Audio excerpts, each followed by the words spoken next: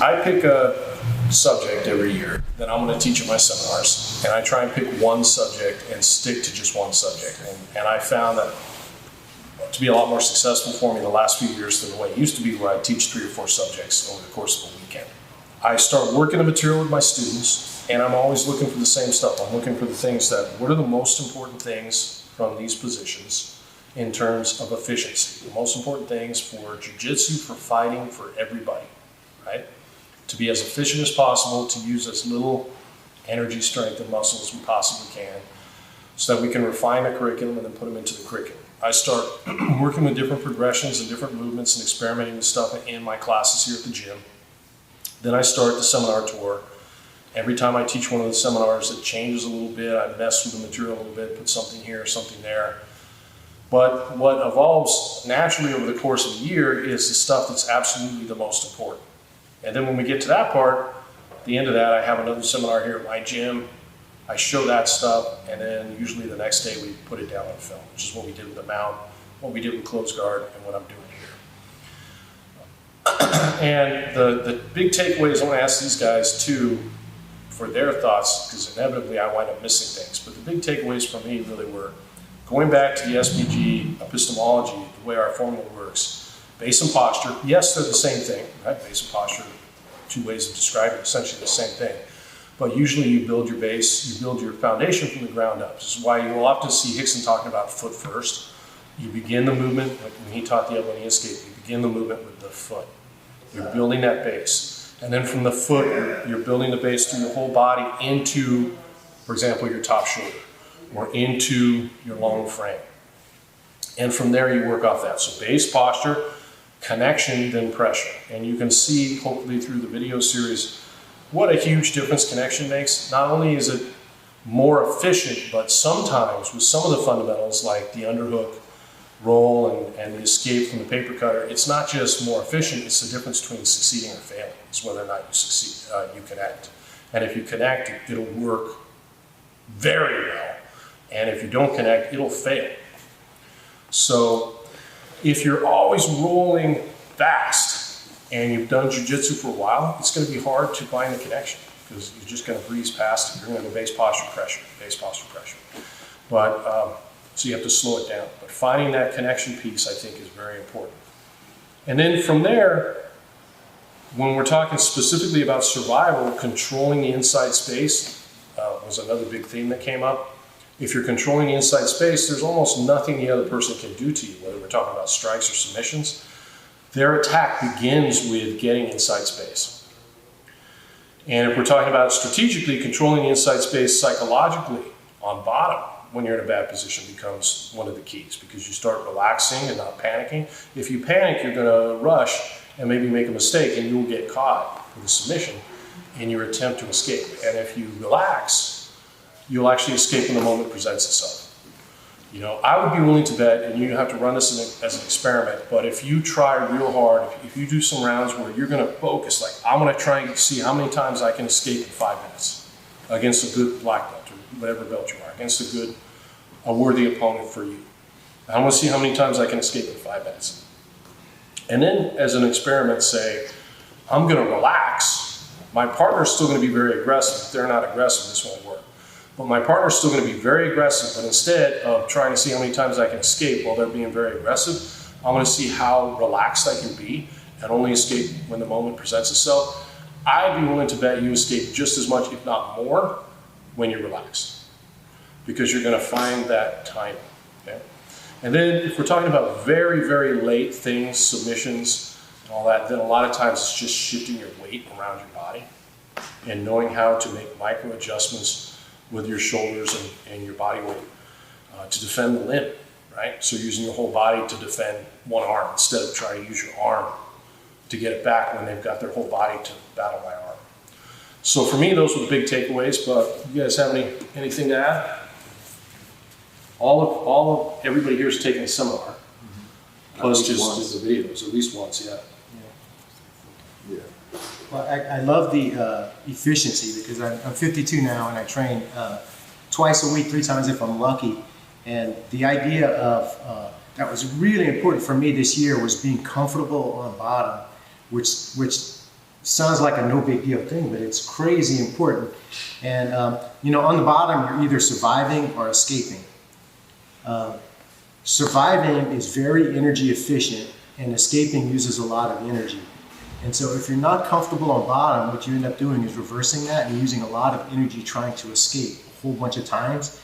And those are very inefficient escapes. And that used to be how I built my game. And I thought if you were on bottom and you weren't actively escaping, then you were wasting your time. And so the idea that if I'm on bottom and I'm surviving, I'm doing jiu-jitsu, and I'm doing the most efficient jiu-jitsu. And like you said, just relaxing there, and then making the escape attempts I do the most efficient ones possible. They're more effective, and I escape just as easily.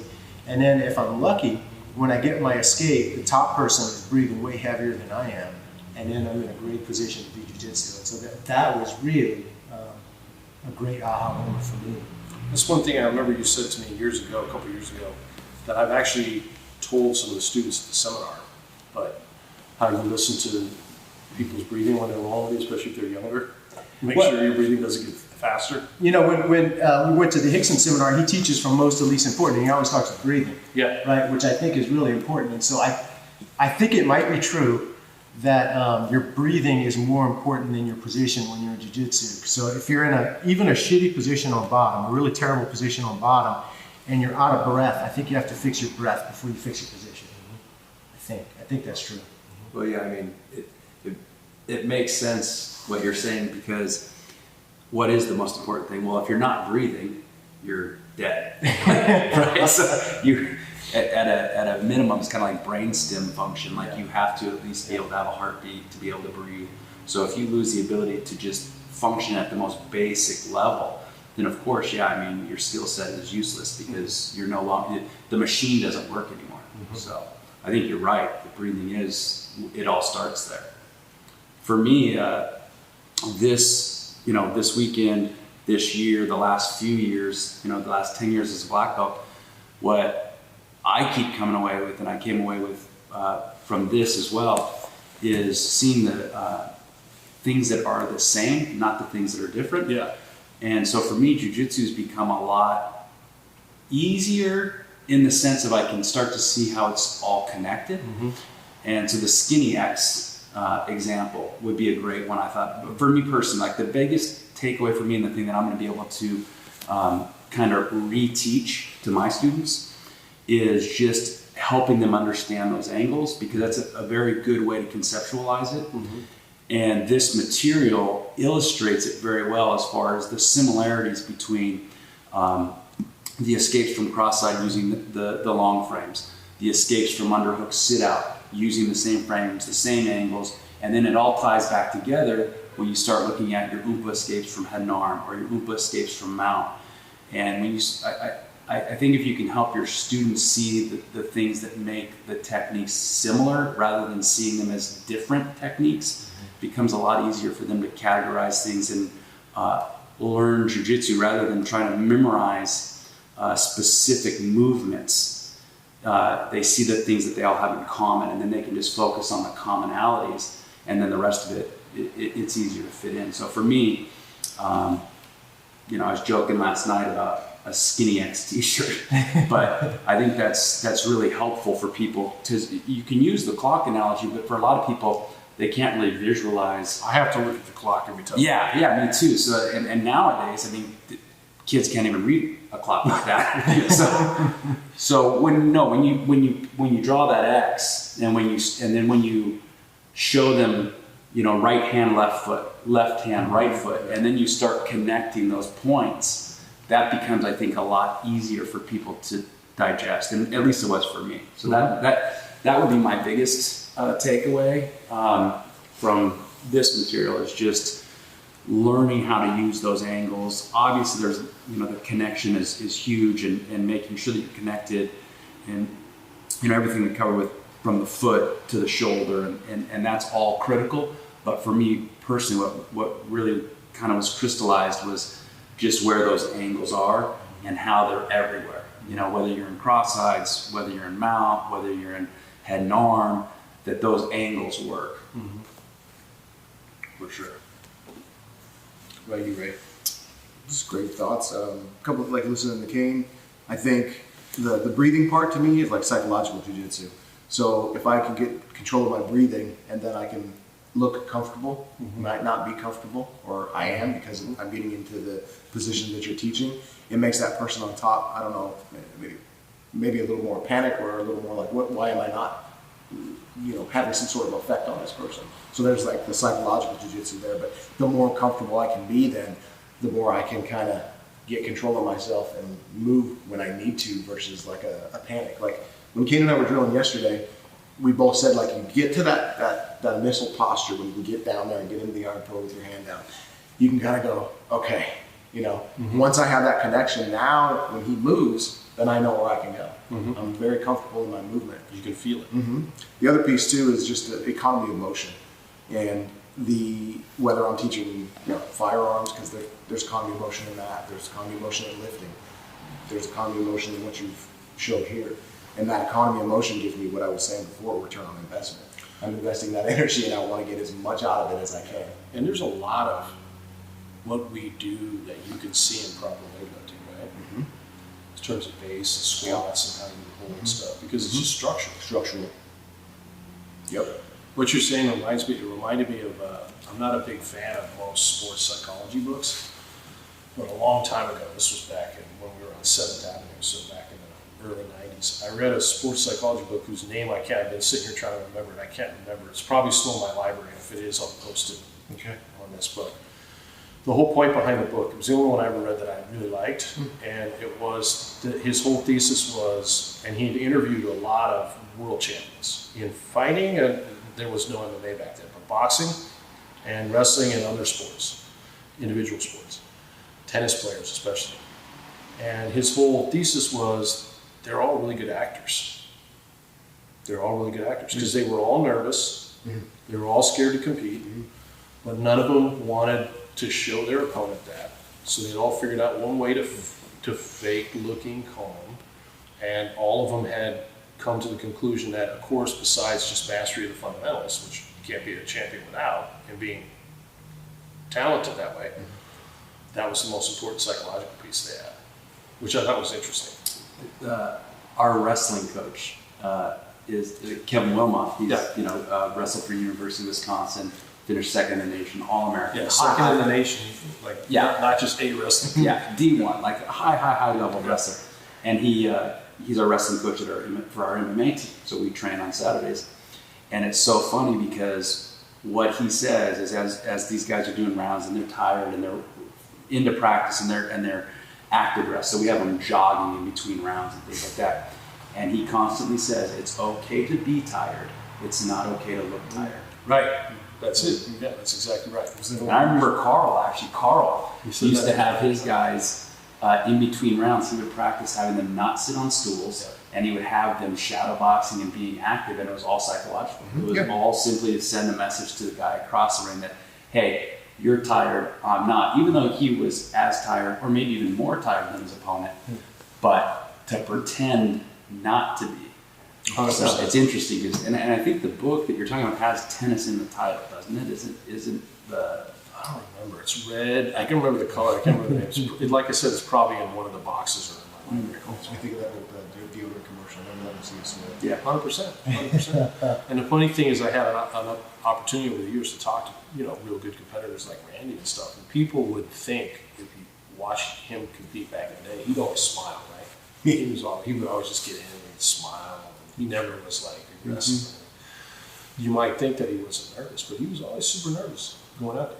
You just never let the opponent see it. Right? You would never know that. And I've never met an athlete that wasn't. And sometimes some of the younger students and athletes, this is a question, I'm sure you guys have been asked this a lot, but there is I think an assumption sometimes by some of them that if you train long enough, that'll no longer be the case. But it's always the case. You just get more used to the feeling. It's not like you're ever going to get rid of the fight or flight response. You just become more used to that experience and better at hiding the fact that you're nervous. That's why you deal with the emotion better because the emotion is created by chemicals that are outside of your control. Right, exactly. But you learn to deal and work through that. That's kind of like what we were talking about, with the CS guys. Yes. They make you work through that. Yes. Yeah, it sucks, but Yeah, but it's not like it just goes away. No, no. And if it's not there to begin with, then actually there's a problem. Yeah, right? so Like you're missing something. It's okay. Like fear is an important emotion. You know, it exists for a reason. Yeah. And so we just learn how to cope with it. Yeah. But we don't. You don't get rid of it. Like Right. you don't all of a sudden say, "Oh, I'm not afraid of anything anymore," unless you're an idiot. You work with it. You work side by side with it.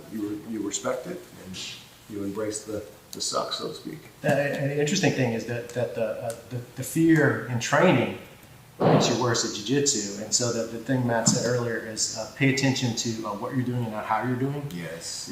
Is also crazy important. And that also sounds like a cool statement, but it's so core to being good at jiu-jitsu and being efficient in your learning. And sometime in the last 3 years for me, personally, I was able to flip that switch and not care a whole lot about how I'm doing while I'm training and on the mat and rolling. And it might just be due to age. I hit 52 and then it's not a big deal anymore. And it's so much crazy more enjoyable to roll. And I know what's going on in the roll now.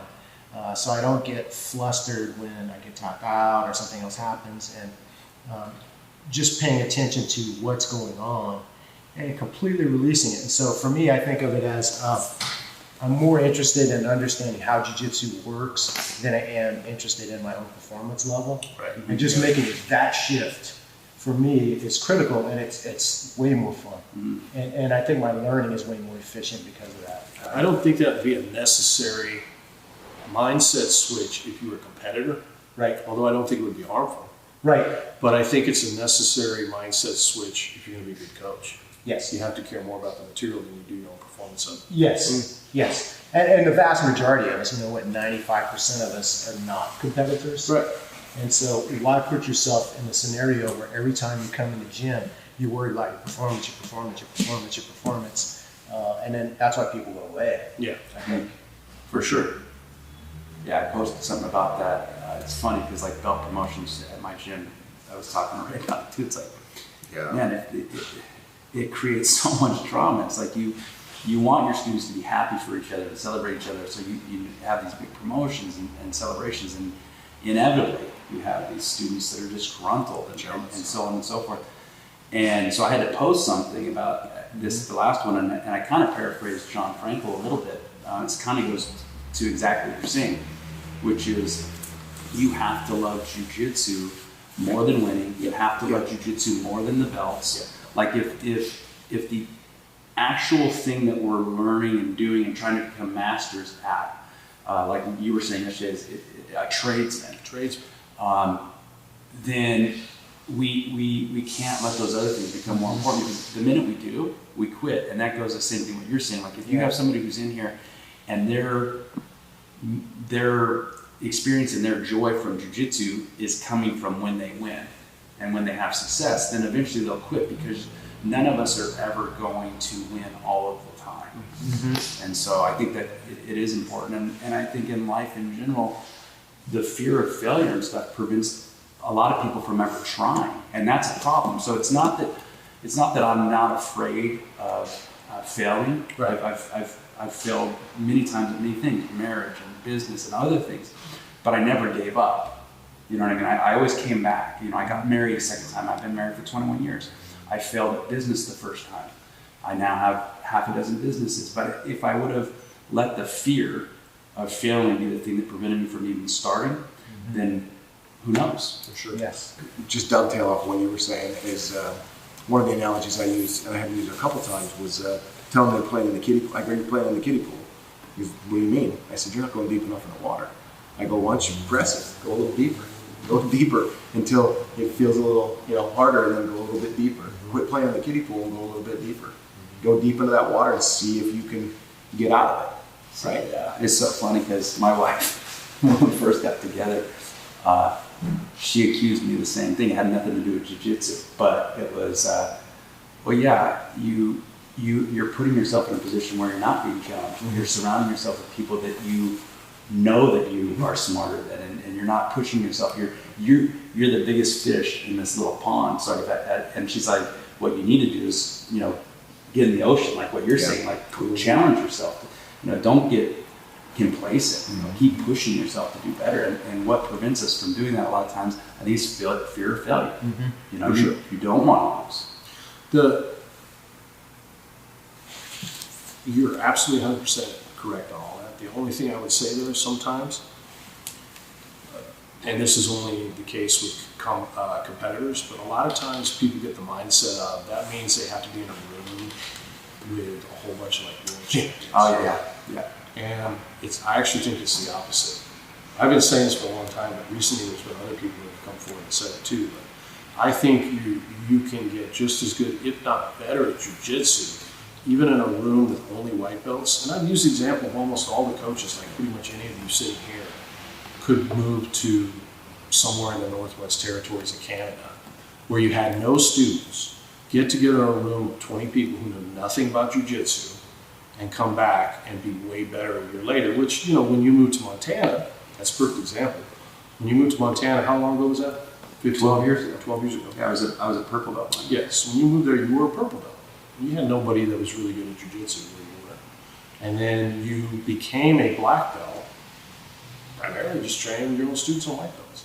And the other example that people have used recently is about Hodger, when, you know, he was at the peak of his performance, and I think he's one of the best competitors, you know, we've ever had in jiu-jitsu, was teaching mostly his own students in London.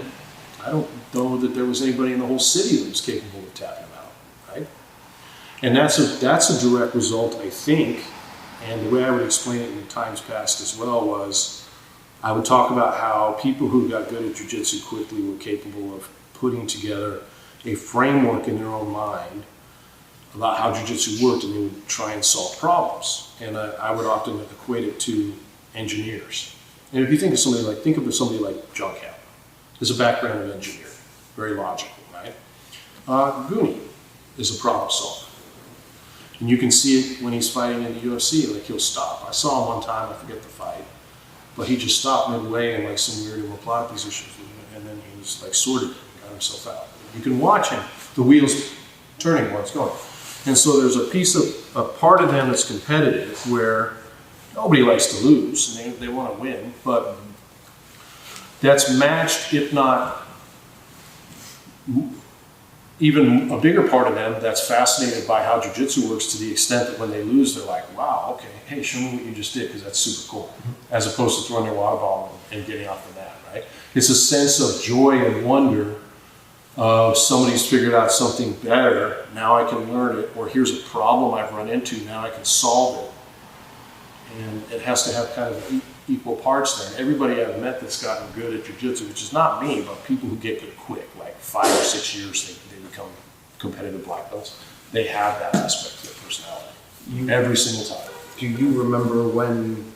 Because I think met you in what, 01, I think. I went to MLK, trained with you, and then you came down in 02 to Reno. Yeah.